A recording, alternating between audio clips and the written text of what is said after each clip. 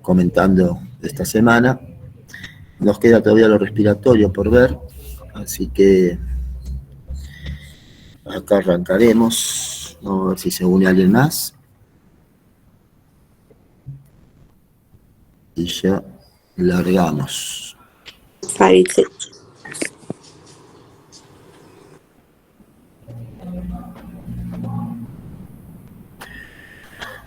Bueno, recuerden que el lunes largamos a las 8, así que van a tener que levantarse un poquito, o nos vamos a tener que levantar un poco más temprano. Así ya empezamos la actividad hospitalaria.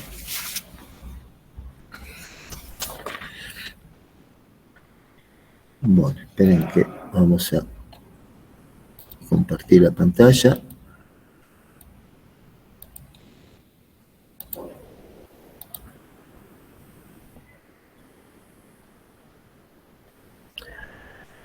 Bueno, el compromiso respiratorio en todo lo que es HIV, ya desde el inicio de los primeros casos, allá por junio del 81, hubo, por supuesto, notificación de neumocistosis, razón por la cual ya el tema respiratorio es relativamente común, ya desde los primeros casos. Los primeros casos que se registraron y se comunicaron en el MMWR de junio del 81 fueron justamente neumonías por neumocistis carini, como en ese momento se lo llamaba, y también de sarcoma de Kaposi. Por supuesto que esto se fue de alguna manera acrecentando en cuanto a la cantidad de agentes etiológicos que comprometen todo lo que es el tracto respiratorio, y por supuesto que esto también está relacionado más que con el HIV, también con determinadas causas de inmunodeficiencia. Esperen que vamos a dejar entrar a dos más. No siempre hay una clara asociación entre la etiología y la inmunodeficiencia en los casos de neumonías bacterianas, y sí saber que estas infecciones oportunistas, particularmente a nivel del tracto respiratorio, siguen siendo un problema en aquellos pacientes que no están en tratamiento adecuado, están con esquemas subóptimos, que no adhieren adecuadamente al tratamiento, y esto es lo que ustedes van a ver claramente en el hospital, que la gran mayoría de los pacientes internados son pacientes no adherentes al tratamiento o que fueron diagnosticados con alguna enfermedad oportunista, habiendo desconocido, por supuesto, previamente que estaban con el retrovirus. Ahora, en nuestro hospital, después de la tuberculosis, sigue siendo todo el tema respiratorio y las neumonías bacterianas en particular su principal o una de las principales causas de internación. Esto también hace que dentro de los criterios que tenemos que tener en cuenta lo que significa la grave inmunodeficiencia que el virus desencadena, la presencia de neumonías recurrentes, es decir, más de 2 episodios en un año, de alguna manera definen ya una grave inmunodeficiencia asociada justamente al HIV. ¿Cuáles son los agentes bacterianos más habitualmente encontrados en este contexto? Neumonococo, Haemophilus influenzae, y sabemos que en lo respiratorio no siempre tenemos una respuesta, si bien clara en muchos casos, no siempre adecuada, y la gran mayoría de los casos de neumonías no tienen una etiología claramente definida por distintas causas, entre ellas, por un lado, la falta de infraestructura de muchos laboratorios.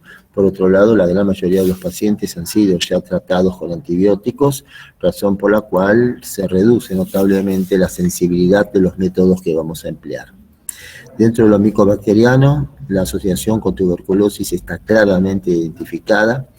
La asociación o relación entre lo que es tuberculosis y HIV se denomina sindemia.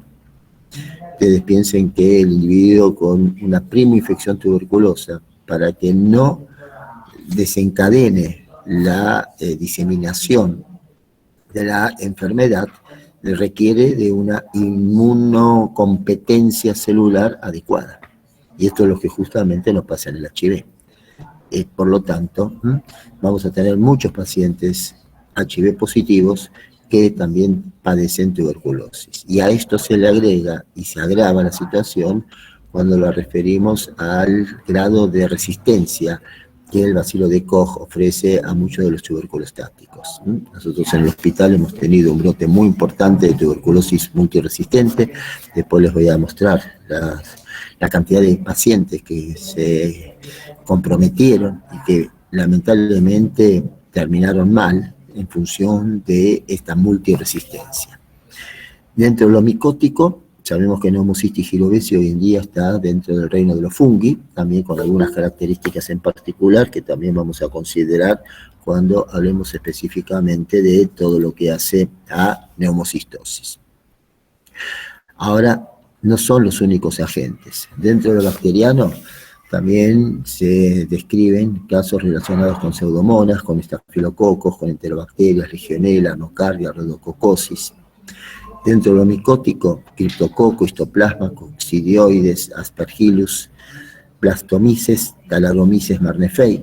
Y dentro de lo micobacteriano no tuberculoso, Mycobacterium kansasi y, como yo les comenté en algunas de las clases anteriores, Mycobacterium avium complex, que representa casi el 50% de las micobacterias no tuberculosas asociadas justamente a patología no solamente pulmonar, sino sistémica, ¿no? Que de alguna manera define la grave inmunodeficiencia de estos pacientes.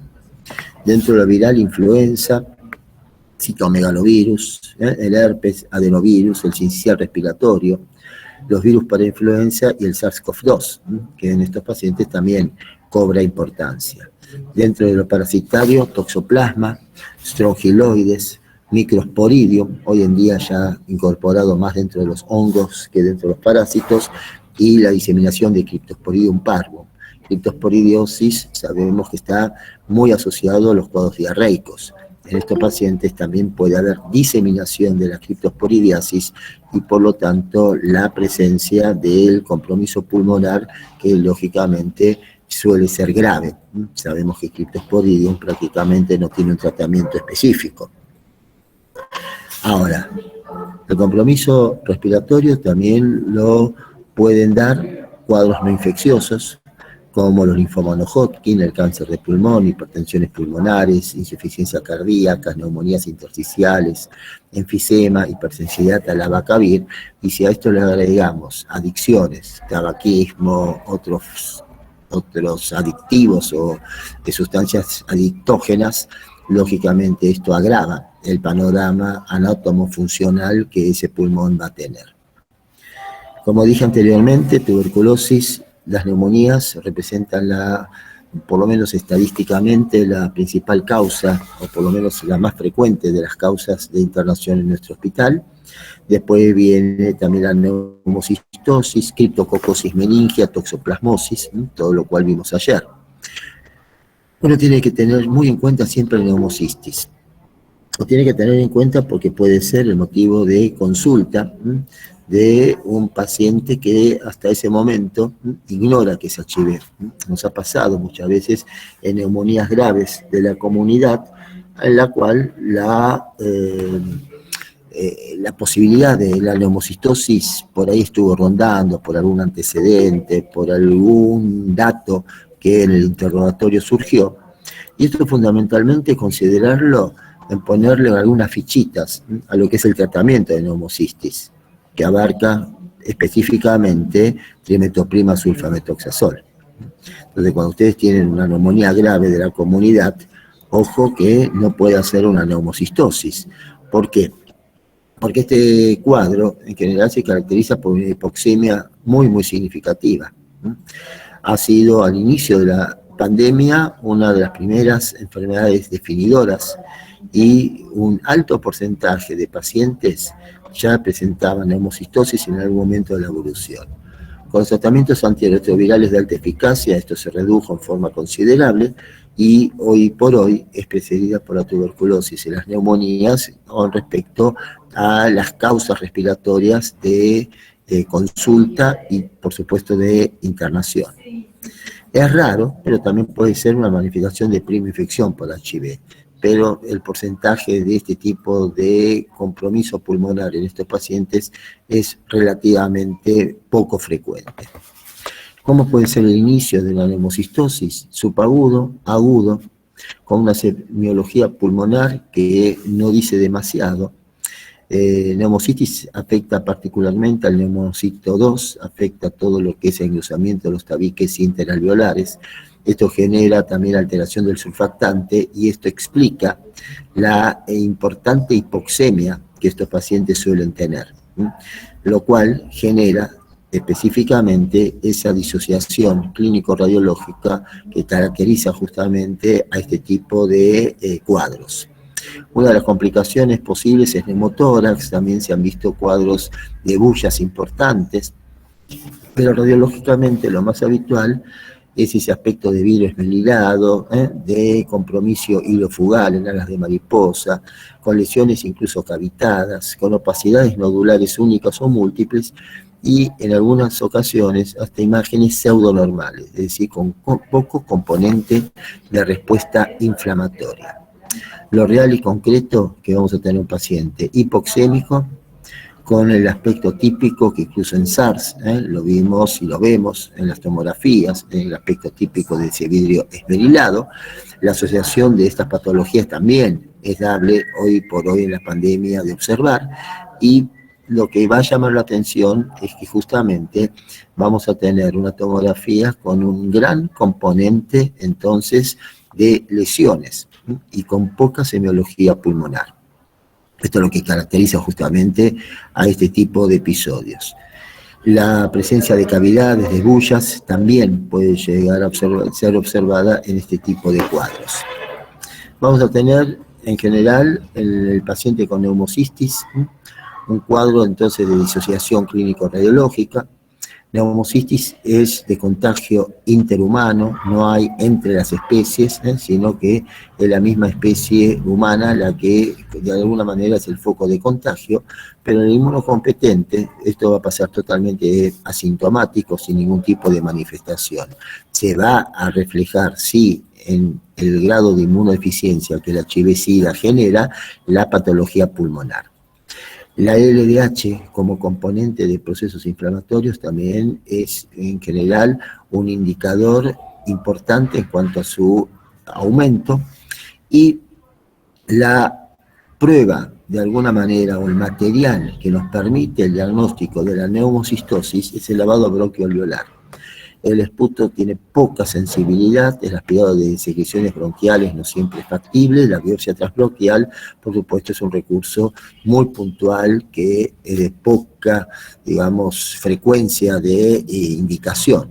Por lo tanto, será el lavado bronquialveolar el método específico y de alguna manera de más utilidad para el diagnóstico de neumocistis girovesi.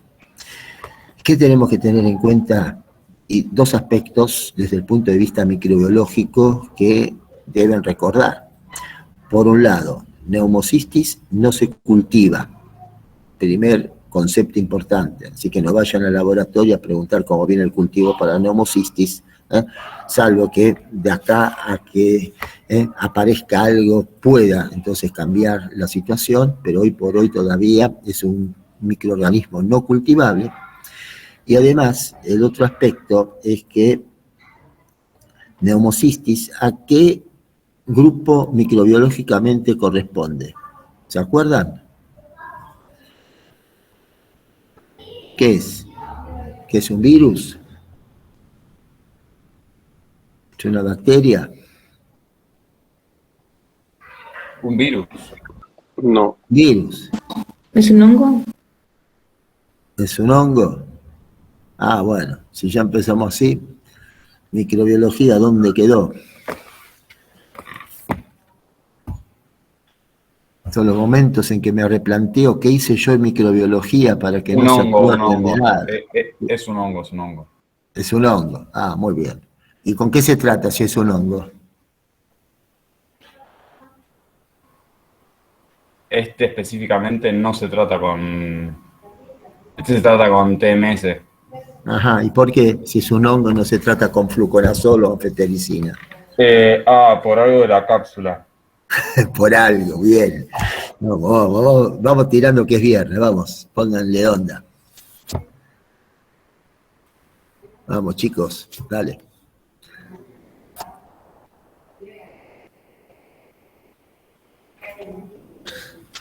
Vamos, hay 18 presentes. Entre 18 responda uno.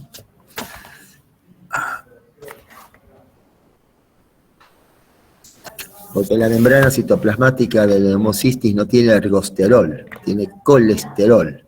Y al no tener ergosterol no tiene sitio de acción ni anfotericina, ni equinocandinas, ni boriconazol, ni nistatina, ni fluco, ni nada.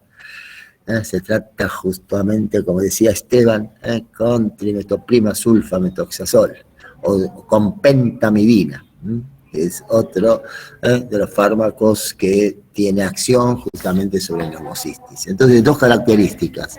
Es un hongo no cultivable y, por otro lado, no sensible a los antifúngicos. Bárbaro. Veo que de micro se acuerdan una barbaridad. Sigamos adelante, por eso no quiero ni preguntar para tratar de no deprimirme. ¿Qué se observan? Se observan quistes que pueden ser coloreados con hematoxilina, con giemsa, con Grocot, y es así como los vamos a observar. Entonces tenemos formas quísticas, formas trofozoíticas, y el tratamiento es trimetoprima sulfa, pentamidina, que antes se usaba y mucho, primaquina clinda, tratamiento aproximado de 3 semanas, y se asocia esto con corticoterapia. Recuerden que tenemos que reducir el gran componente inflamatorio que este tipo de procesos entonces va a generar. ¿Se hace profilaxis? Sí, se hace profilaxis habitualmente para con trimetoprima sulfa trisemanal, en aquel individuo que tiene un recuento de CD4 que está ya muy por debajo de 200. Y la profilaxis secundaria la vamos a realizar con también trimetoprima sulfa trisemanal en aquel individuo que ya tuvo un episodio de neumocistosis. También se puede indicar pentamidina, dapsona, y cuando ya el recuento de CD4 supera las 200 células, se puede suspender. Ahora, fíjense ustedes que esta profilaxis con trimetoprima sulfa también, indirectamente, o no tan indirectamente, me sirve de profilaxis para otro patógeno. ¿Cuál es el otro patógeno? No sé si lo comentamos. Usted va a decir que como no lo comentamos no tienen obligación de saberlo, que indirectamente es prevenido con trimetoprima sulfametoxazol, primariamente porque tratamos de prevenir neumocistis. ¿Y qué otro patógeno se puede prevenir? O también que se trata con trimetoprima sulfa.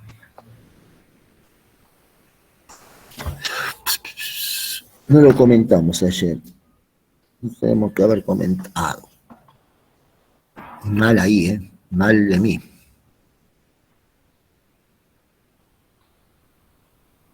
Creo que tangencialmente algún comentario pude haber hecho. ¿No es la nocardia?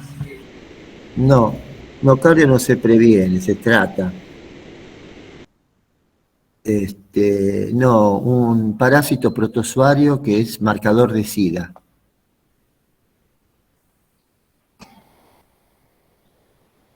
Cryptosporidium habíamos dicho que no tiene tratamiento. Microsporidium se pueden tratar con albendazol, a pesar que también es un hongo hoy taxonómicamente. Y los otros dos, que son marcadores, el principal de ellos y el más frecuente es Isospora belli. Isospora belli. Y el otro es Ciclospora cayetanensis. Entonces, como Isospora es sensible a trimetoprima sulfa, si yo prevengo neumocistis con trimetoprima sulfa, también indirecta o no tan indirectamente estoy previniendo la presencia de Isospora belli. Y esto de alguna manera explica que justamente los pacientes tratados preventivamente con cotrimoxazol, que es el nombre genérico de esta asociación de trimetoprima sulfa, prevenimos neumocistis y también estamos previniendo isospora. Muy bien, sigamos adelante. ¿Qué pasa con las neumonías bacterianas en estos pacientes? Por supuesto que el neumococo sigue siendo altamente prevalente. Estos neumococos generan enfermedad invasiva, con una tasa de frecuencia muy superior a la que vamos a tener los pacientes no HIV. También, además de Streptococcus pneumoniae, tenemos que pensar en Haemophilus influenza, en los estafilococos.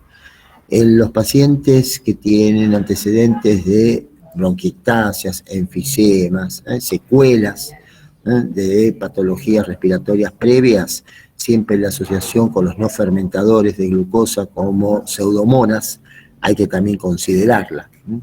Pero también recordar que en un alto porcentaje de pacientes no vamos a tener el hallazgo entonces del agente causal. Esto debido particularmente a que muchos de estos pacientes inicialmente y empíricamente ya son tratados. Lo más característico, por supuesto, es neumococo, lo más frecuente. Por eso la vacuna antigripal, antineumocócica, anti-Haemophilus, son obligatorias en este tipo de individuos inmunocomprometidos, porque justamente es la única forma de una prevención activa de este tipo de episodios. Ahora, la presentación en pacientes que tienen un recuento de CD4 relativamente adecuado va a ser similar a lo de los pacientes inmunocompetentes, con el clásico cuadro de síndrome de condensación, tos, el comienzo pleurítico, el inicio habitualmente de forma aguda, con la presencia eventualmente radiológica de lo que es la condensación o el derrame pleural. En muchos casos vamos a tener también la positividad de los hemocultivos. En el caso del neumococo, recuerden que hasta 3 días de comenzado el cuadro podemos tener la presencia justamente de antígeno neumocócico en orina, y eso es lo que habitualmente se busca.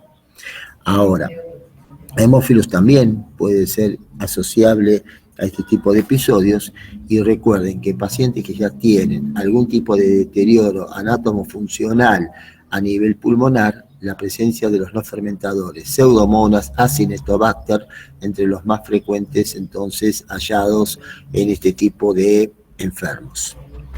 Neumococo, entonces lo característico por supuesto es la neumonía, el síndrome de condensación, pero también vamos a tener el grupo KES, Klebsiella Enterobacter serratia, con manifestaciones también de condensación, Haemophilus influenzae, es decir, la imagen radiológica ya sabemos que no nos va a dar ningún indicio en particular de los agentes causales, pero sí, uno en este caso se vale siempre de la, por lo menos epidemiología, pero más que nada de la frecuencia de cada uno de estos agentes relacionados con este tipo de episodios. Por supuesto que los neumococos respiratorios siguen teniendo un alto grado de sensibilidad a los beta-lactámicos. No así como lo vamos a ver en ese momento, los neumococos que producen meningitis. Ahí la concentración inhibitoria mínima del neumococo es muy, muy importante, y justamente ahí es donde aparecen las cepas resistentes de neumococo. Nocardia, ustedes mencionaron por ahí, tangencialmente, es un agente causal de compromiso respiratorio también asociado a la inmunodeficiencia celular de estos pacientes, donde hay un deterioro de la capacidad fagocitaria de los polimorfos nucleares. El cuadro clínico es claramente de características pulmonares, pero también nocardia puede generar abscesos cerebrales y lesiones cutáneas, linfadenitis, especialmente misetomas. Esto ya es particularmente zoonótico a veces, porque ya también hay animales que están de alguna manera como responsables zoonóticos de esta nocardiosis, especialmente de brasiliensis.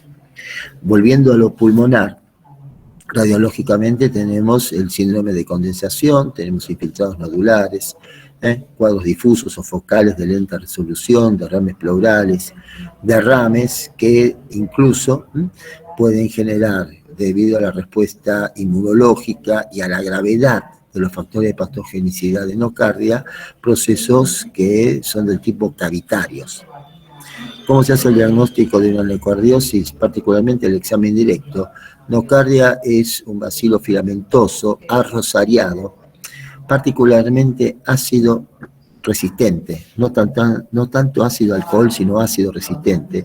Por eso las tinciones se basan en el sinilce modificado, el cultivo del material, ¿no? Tipo de esputo, de lavado bronquialveolar, materiales de punción, y las lesiones tienden a abscedarse. Esta es una de las características justamente de nocardia. A veces puede haber incluso una pleuroneumonía, derrames, todo lo cual hace a la necesidad de su identificación para que el tratamiento, por ende, también sea un tratamiento específico. ¿En qué se basa? En trimetoprima sulfametoxazol más algún aminoglucósido del tipo de la micacina, eventualmente sulfadiazina, y si bien no se sabe con exactitud el tiempo de tratamiento, se estima que el mismo debe ser relativamente prolongado. Como drogas alternativas tenemos tetraciclinas, tenemos carbapenemes, asociación de sulfas con aminoglucósidos o cefalosporina tercera con aminoglucósidos. Si la respuesta es adecuada, uno puede observarla a partir del quinto o séptimo día, pero tenemos en muchos casos también coinfecciones y ciertos grados de resistencia, lo cual determina en una evolución relativamente tórpida de estos pacientes. Otro agente involucrado en lo que hace al compromiso respiratorio en pacientes HIV es la rhodococosis. Rhodococcus es un cocobacilo gram positivo, aerobio, fue aislado inicialmente en la década de los 20 de caballos, y a partir ya de la década de los 60 empezaron a describirse casos en seres humanos, y justamente con la inmunodeficiencia asociada al HIV, su asociación como agente causal de compromiso respiratorio empezó a establecerse casi en cantidad de trabajos. El hábitat de la rhodococosis es el suelo, especialmente en zonas ganaderas o de granjas. La transmisión es la aerosolización. Hay algunos casos descritos de inoculaciones, pero es particularmente la inhalación, la transmisión aérea, la que hace al impacto pulmonar de Rhodococcus equi. Esto se acentúa gravemente en los pacientes con severas inmunodeficiencias celulares, particularmente en aquellos pacientes que tienen un nivel de CD4 muy inferior a 50 células por microlitro. ¿Qué vamos a tener? Y un paciente que consulta por el cuadro respiratorio, neumonía subaguda, dolor pleurítico, disnea. ¿Cómo se establece el diagnóstico? El cultivo del esputo tiene una sensibilidad relativa al líquido pleural, hemocultivos también. Y una de las características radiológicas de la rhodococosis es justamente la presencia de opacidades, de síndrome de condensación, con tendencia a la cavitación. Y esto justamente es lo característico. El diagnóstico diferencial, por lo tanto, será con abscesos pulmonares, con tuberculosis, con la misma nocardiosis. ¿Es importante el diagnóstico etiológico? Claro que lo es. ¿Por qué? Y por la indicación terapéutica. Rhodococcus es sensible a los glucopéptidos asociados con rifampicina o los carbapenemes con rifampicina o quinolonas, con un tiempo estimado de terapéutica de aproximadamente 3 semanas, en general entre 2 y 4. A veces como tratamiento de mantenimiento preventivo, en muchos casos se utiliza algún macrólido o alguna quinolona, lógicamente tratamientos prolongados hasta que tengamos la posibilidad, por supuesto, de que ese paciente con los tratamientos antirretrovirales empiece a incrementar su nivel de CD4, ¿no? Que esto es justamente lo importante en estos casos. Por otro lado,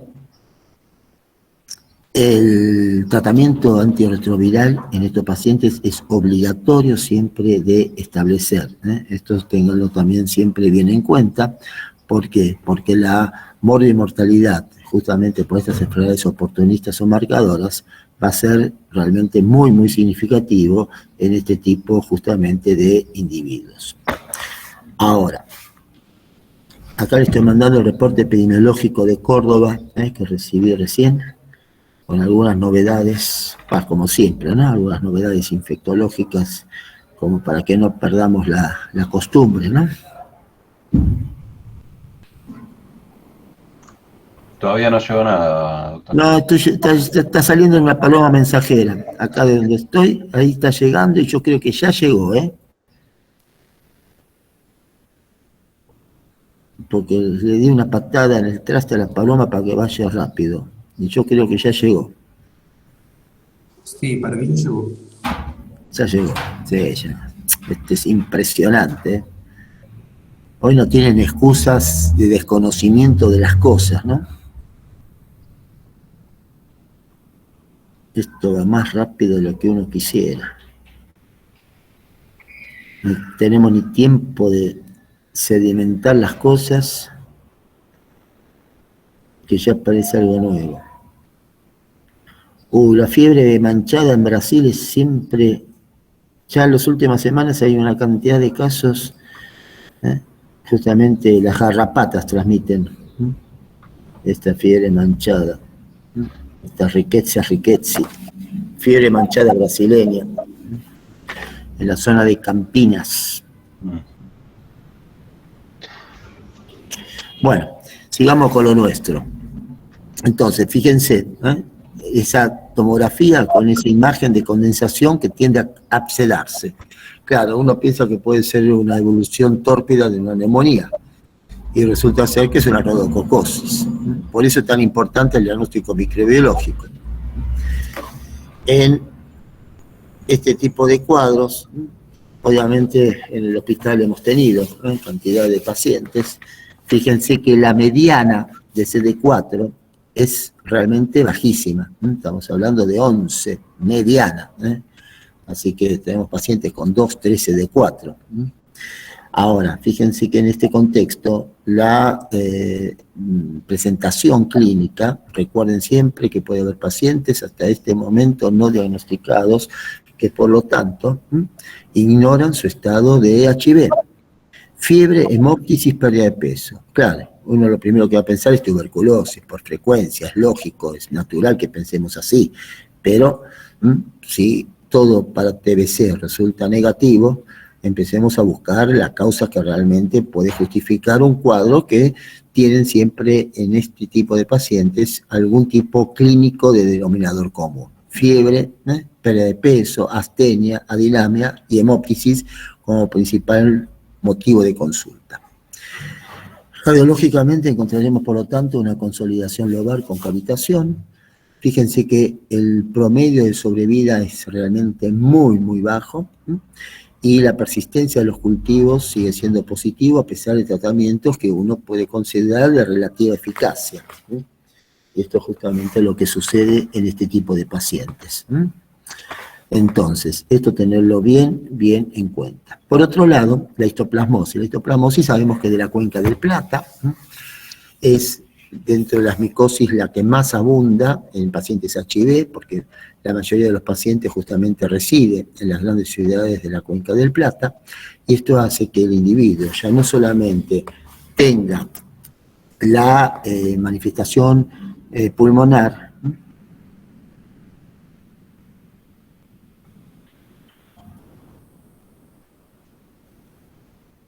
esperen que acá un alumno me pregunta si la mieloidosis sería una neumonía por pseudomonas.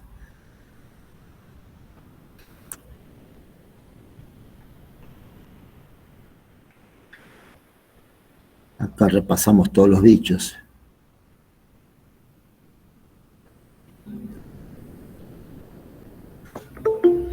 ¿Alguien se despertó recién?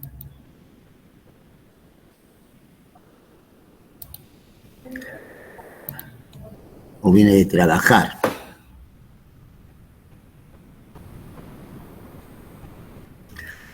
Bueno. Viene entonces, de rendir, creo. Ah, neurocirugía, cierto, cierto. Sí, yo recién vengo. No, sí, pues ya estaba hablando mal, estaba diciendo cualquier cosa, que estabas dormido y todo eso, y por suerte siempre hay alguien que defiende al compañero, el corporativo de los alumnos. Así que, ¿qué tal anduvo la neurocirugía? Y no, Me queda una chance todavía, 2. Ah, bueno. Pero, che, ¿qué pasa? ¿Qué quieren hacerles? ¿Lobotomías? Me está costando, pero bueno. Nada, así es la vida. Ah, no, sí. Mientras uno no tenga que padecer una delubración ventrículo-peritoneal por una hidrocefalia y un bloqueo, lo demás todo se resuelve, claro. Mientras seamos sanos, Sí, no. por eso, no, fundamental. Lo demás, nadie te va a preguntar cuánto sacaste en neurocirugía. Eso sí, a un paciente que tiene vómitos incoercibles, fotofobia, edema de papila, tratar de hacerle una tomografía rápido, por las dudas, ¿no? No vaya a ser que le diga, no, tómese un Reliberán por los vómitos, porque... No fue uno, o sea que una le contesté bien. 2. Ah, bueno, está bien, una de 100. Una de Bueno. Sí. Uno recuerda la que contestó bien y sobre esa quiere negociar el 4, pero el problema son las otras 40, que es una pista de patinaje y un andar por la banquina. En fin, bueno, ¿qué va a ser? Es lo que hay. Entonces, histoplasmosis puede ser pulmonar, y el histoplasmoma es también una masa pulmonar importante por un importantísimo estímulo antigénico persistente. Es una masa concéntrica semejante a un fibroma. Así que esto también está dentro de los diagnósticos diferenciales de masas pulmonares. Histoplasmoma, criptocoma, tuberculoma, más allá de los linfomas, del adenocarcinoma, los cells y todo lo que hace justamente el cáncer de pulmón. Ahí vemos una histoplasmosis pulmonar aguda por reinfección. Estos pacientes, al ser inmunocomprometidos, tienen formas incluso sintomáticas bastante significativas. Otra preocupación nos la ha generado en su momento lo que fue gripe A, en 2009. Tuvimos el gran brote de gripe A en el país. Y claro, a estos pacientes, en general, lo que le veíamos era que a pesar... Espérenme un segundito. Hola. Ah, ¿qué tal? ¿Cómo andás? No, estaba dando una clase en infecto, decime.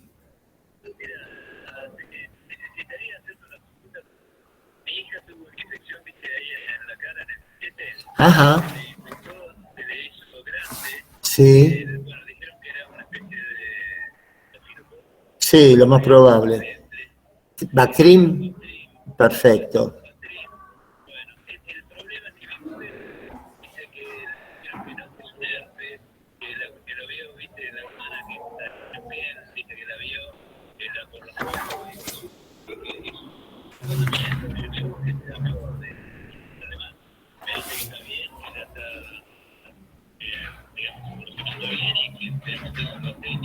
Sí, mira, si es...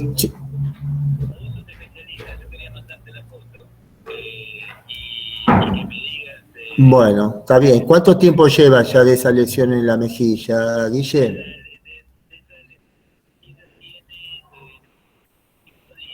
Cinco días.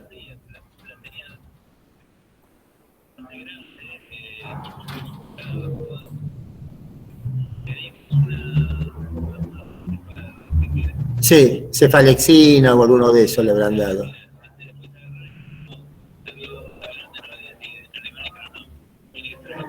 Sí, no, porque en Buenos Aires tenemos muchos estafilococos que son resistentes a las cefalosporinas, por eso el tratamiento es con Bactrim, eso está de entrada.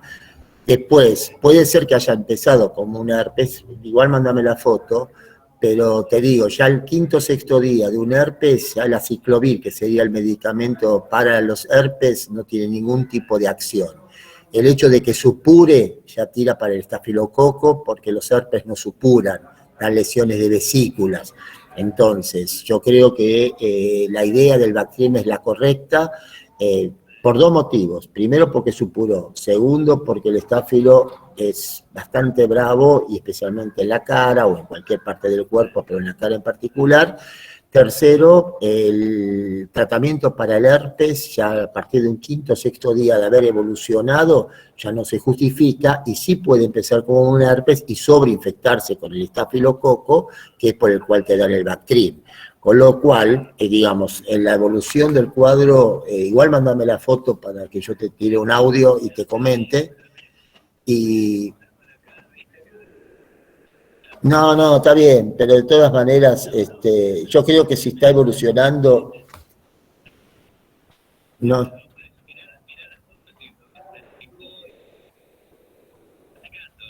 Perfecto. No, de todas maneras, viste, los controles hay que hacerlos. Te habrán citado de vuelta, supongo, no sé, para el lunes, martes.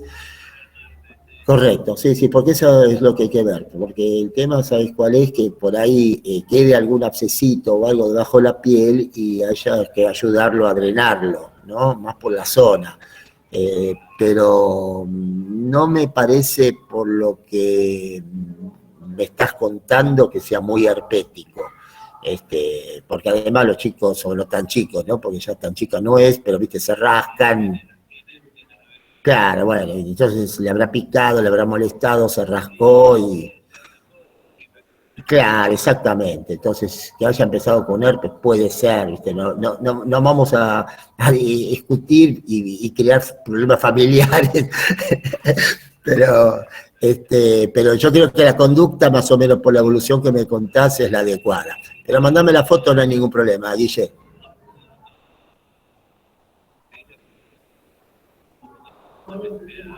No, está bien, no por eso, más o menos, ¿qué quiere que te diga? Listo, sí, decirle que ya le mandé lo de Aconiau, que ya creo que le mandé todo, así que después cualquier cosa hablamos, no hay problema. Dale, listo, ningún problema, Guille, dale, les mando un abrazo, suerte, chao. Esto se llama consultas por la telemedicina, todo por el mismo precio.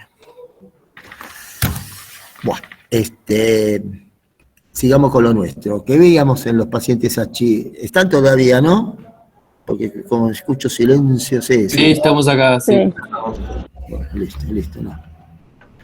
Esto es así. ¿Qué le estaba contando? Que en el tema de influenza con el H1N1, lo que veíamos en los pacientes HIV es que le dábamos doble dosis de oseltamivir. Es decir, normalmente la dosis del oseltamivir, del Tamiflu, era 75 miligramos cada 12 horas durante 5 días.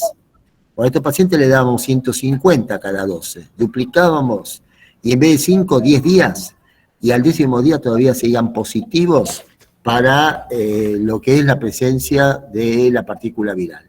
Es decir, acá todo lo inmunológico juega mucho en cuanto a la dificultad para autolimitar este tipo de cuadros. Profe, ¿no se usaba mantadina también en H1N1? Hace muchos años, Lucas, la mantadina se usaba justamente para inhibir la entrada del virus en la célula.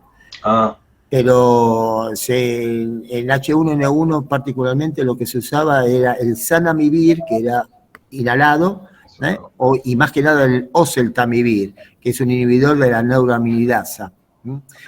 Mucho más fácil de tomar, porque la mantadina había que darla, bueno, como son todos los antivirales, hay que darlos de entrada, ¿no? Pero sí, la mantadina en un momento se utilizó, pero se dejó de utilizar porque, bueno, tanto zanamivir como oseltamivir resultaron mucho más efectivos, siempre y cuando este tipo de pacientes vos los trates rápidamente, ¿no? Como todo antiviral. Así que sí, la mantadina quedó ahí medio en la historia. Entonces. ¿Sentamivir se usa? ¿Cuál? ¿Sentamivir se usa? El que usa. Oseltamivir es el que usa. Y el otro era el zanamivir, pero el zanamivir había que usarlo en forma inhalada. Ok. Gracias. No, por favor. Entonces, y esto es lo que pasó. Bueno, el grave problema, y esto lo vamos a seguir hablando el lunes, es, por supuesto, tuberculosis. Asociación, 1/3 de la población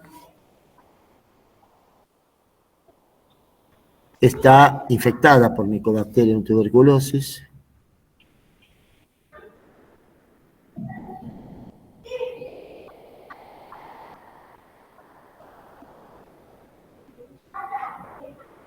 Esperen que le vamos a contestar.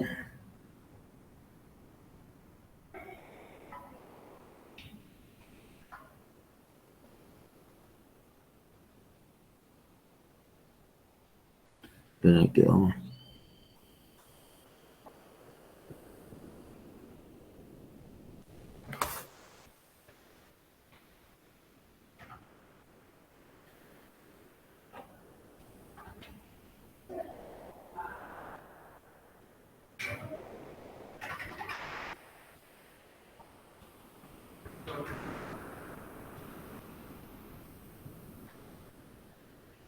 Sí, Guillermo, mira, es probable que haya habido algún herpes inicial porque hay algunas vesículas que ahí se ven, pero te vuelvo a decir, ya quinto día, la ciclovir, que sería el medicamento para el herpes, no tendría mucha acción, es que se da durante las primeras 72 horas.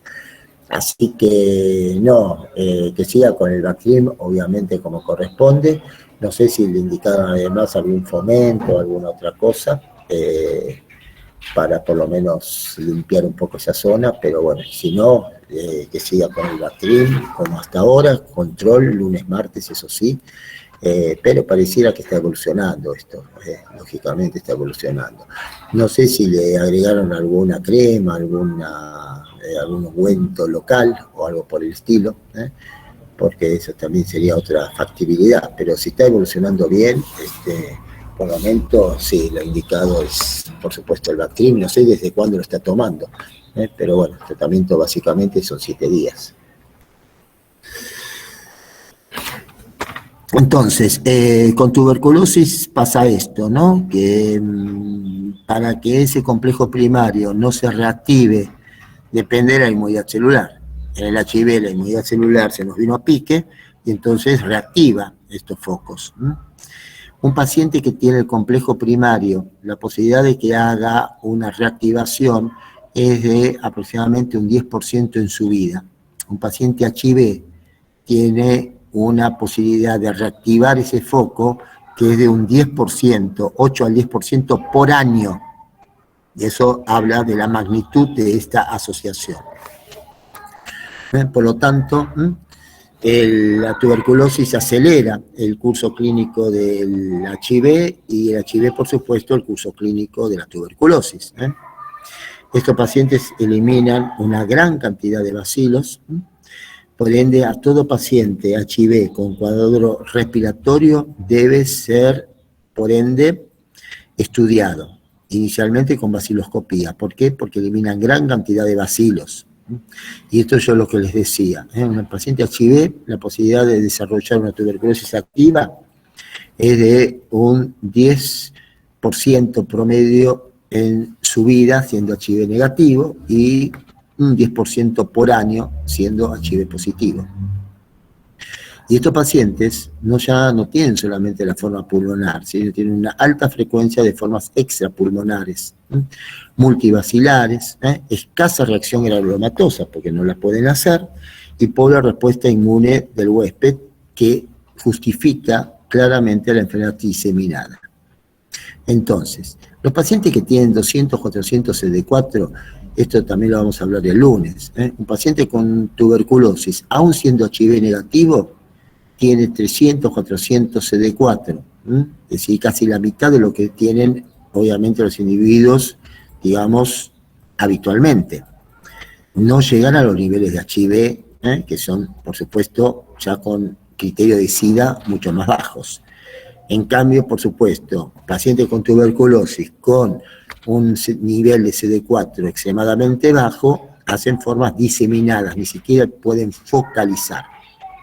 Por ende, radiológicamente, en estos pacientes 200, 300 CD4 vamos a tener, en general, el cuadro clásico de la tuberculosis. En los pacientes con un número muy inferior vamos a tener un nivel de formas pulmonares poco frecuentes, pero sí de formas hematógenas. Fíjense lo que nos pasó justamente con la tuberculosis multiresistente, allá por la década de los 90. Ahí arriba de cada barra figura la cantidad de pacientes que tuvimos. Por supuesto, con una elevadísima mortalidad.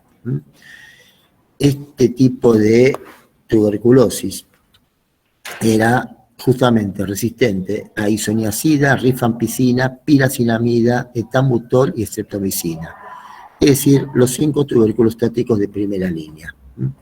¿A qué eran, por lo tanto, sensibles estos pacientes? Y a capreomicina, tiomamida, cicloserina, paraminosalicílico, drogas totalmente de segunda y tercera línea, incluida la canamicina, hemos utilizado también el imesolit, con un éxito relativo.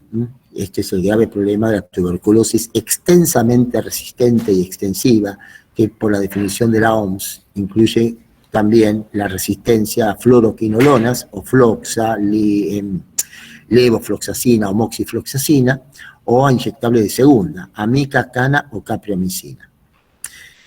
¿Por qué ocurre esto? Y por la falta de un tratamiento directamente observado y supervisado, y este es el gran componente del DOTS, es decir, el paciente tiene que recibir la medicación y uno asegurarse que realmente la recibe y a su vez que la toma, porque este es el otro problema de estos pacientes. Pensemos que un paciente con tratamiento para HIV son 3 fármacos, para tuberculosis son 4, con lo cual ya estamos en 7, con todas las interacciones medicamentosas que esto puede llegar a generar. El otro tema son las micobacterias atípicas o no tuberculosas, del tipo justamente de Mycobacterium avium intracelular, que es el más habitual. Y ahí, claro, descartada Mycobacterium tuberculosis, tenemos que pensar en estas micobacterias ambientales que también tienen tratamientos que son particulares o específicos. La única droga o fármaco de alguna manera compatible con ambos, digamos, ambas etiologías es el etambutol. El resto no tiene isoniazida, rifampicina, piracinamida, actividad sobre las micobacterias no tuberculosas. El sarcoma de Kaposi pulmonar, también lo vamos a ver en estos pacientes, cuadros similares a lo que puede llegar a ser una masa pulmonar. El cáncer de pulmón, por supuesto, pensemos que muchos de estos pacientes también son tabaquistas, distintas líneas o formas celulares, por supuesto, con todo lo que esto trae aparejado, los linfomas pulmonares, también diagnóstico diferencial en estos pacientes, hipertensión pulmonar,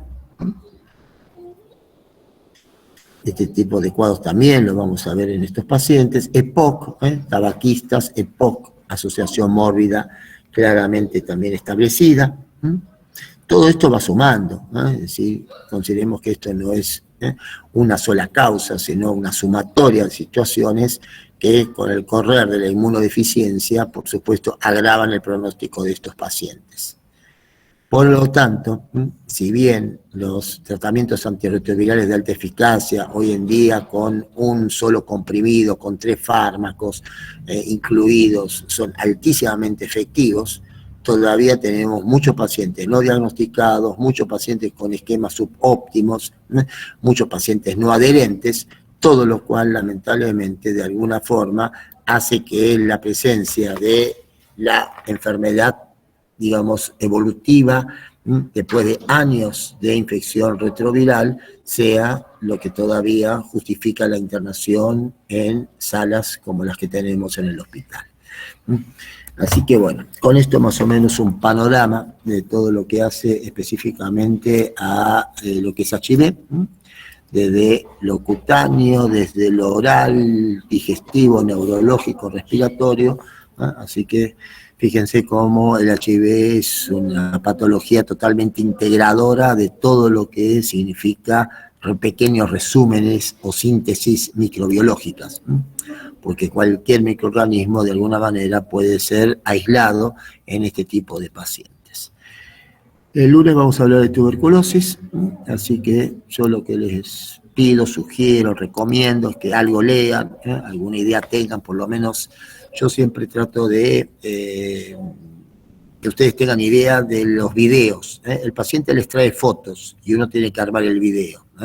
Siempre pensar en la cronología, en la evolutividad de este tipo de manifestaciones es fundamental, porque a partir de ahí uno puede eventualmente modificar con una profesión de medios como la nuestra, el devenir de los acontecimientos, y no quedarnos estancos justamente en todo lo que significa decir, bueno, esto no evoluciona porque el paciente no toma la medicación, sino que a veces no evoluciona porque no hicimos el diagnóstico microbiológico, en este caso, que corresponde. Así que bueno, chicos, ¿alguna pregunta?